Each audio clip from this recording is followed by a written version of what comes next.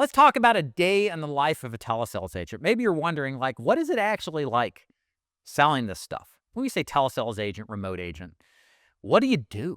What are you doing? Let's briefly go over that because it's not very complicated. So first, you start early.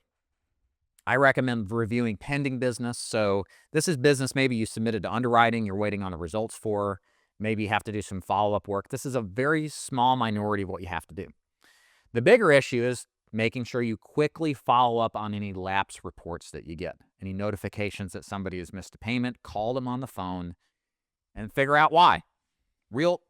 A quick story here. When I first started, I was appalled that people would buy a policy from me and then not pay.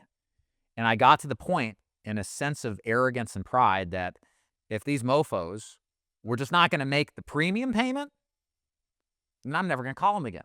They're obviously deadbeats, right? If you're looking to sell life insurance remotely and take advantage of high-quality free leads, then check out my agency, the DIG Agency, by going to daviddufour.com or clicking the link below. So that's what I thought. Stupidly. I'll explain why in a minute. I got to Christmas time, and I was kind of low on leads at the time. It's 2011, so I was like, well, let's just go back and see some of these people. And it turns out of like the 15 people I saw, 7 of them re-upped with me. And why did they do that? They were careless. Now, there's some things we'll talk about billing to help with this, very important, but they just forgot the bill was coming out. They're old. They're seniors. And I don't mean to be derogatory about this. I'm just telling the truth. They just forgot about it. But because in my arrogance, I didn't even attempt to try to call them back, they went without coverage. I even had one lady, I remember where it was, what part of town it was. It's like yesterday. She's like 81. And I knocked on her door. I was like, hey, you took this plan out with me. It was a pretty big deal, but you didn't pay. What happened? She's like, oh, I didn't know that. I just thought you guys didn't take me. I don't want to do it now. I was like, dang, man, if I had just followed up with this lady, she said, hey, it missed. Oh, I might have had a serious chance to keep it. So what's the moral of the story?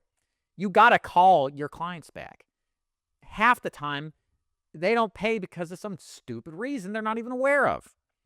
And it's easy to get them back up. You either rewrite them with another policy or then call into the company and reschedule the payment to come out now or at a later period. Just depends on the circumstances. But don't just let them go. Don't be like me. So you start your day doing that. It's really important you get, a bird in the hand is better than 2 in the bush. That one's in the hand. Save it and make sure the premium gets caught back up. Now, the rest of your day, it's really simple. You're sitting down, you're on the phone, you're on your dialer, and you're working a batch of leads. You're in grind set mode, okay?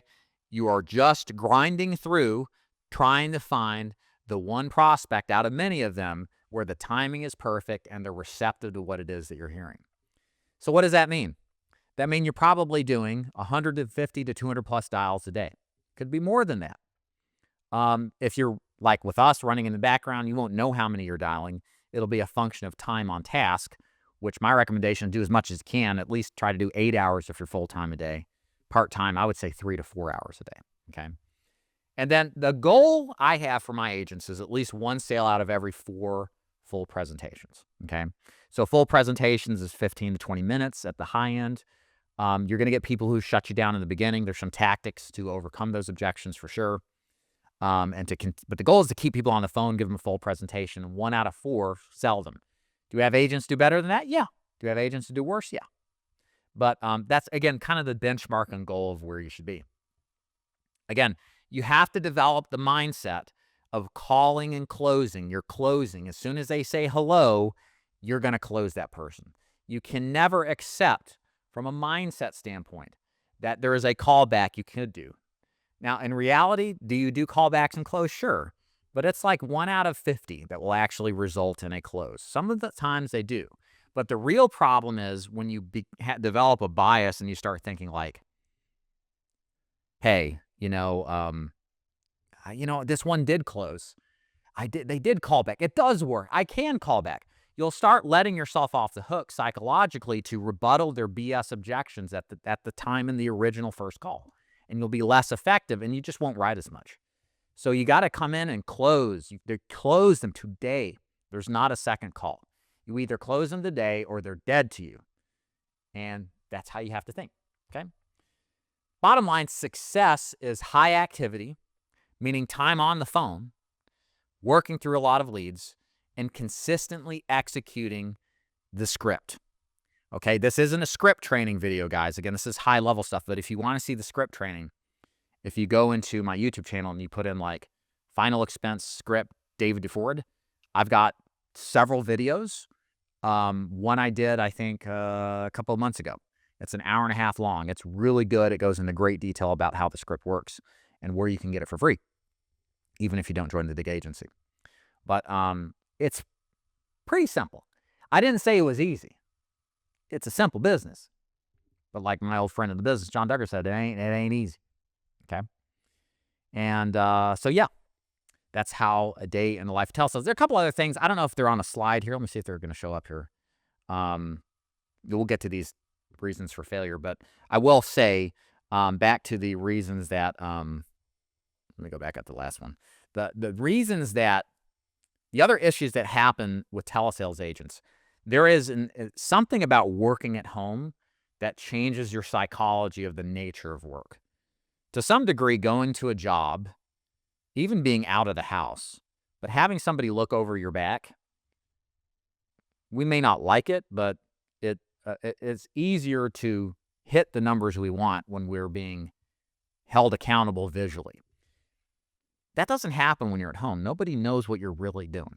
You may have a manager, you may have somebody that you have to report your time to, but the temptation to do other things than to talk to another person about buying insurance may be very tempting. To go instead look at YouTube or, do chores. Additionally, your spouse or your kids may not respect the fact that you're working and come up to the door and demand your attention. You have to create boundaries. You have to mentally put on your work hat and get to work, even though you're at home. That takes some work, in my experience. One pro tip that works well for many agents, Marcus, our top agent last year, he wrote $600,000 in business. He has a private office away from his home. He rents. And he just goes there 10 minutes away, sits down, and goes to work. And it delivers the work-like effect that keeps him focused. It works for him. So it's something to consider if, you find that as a struggle.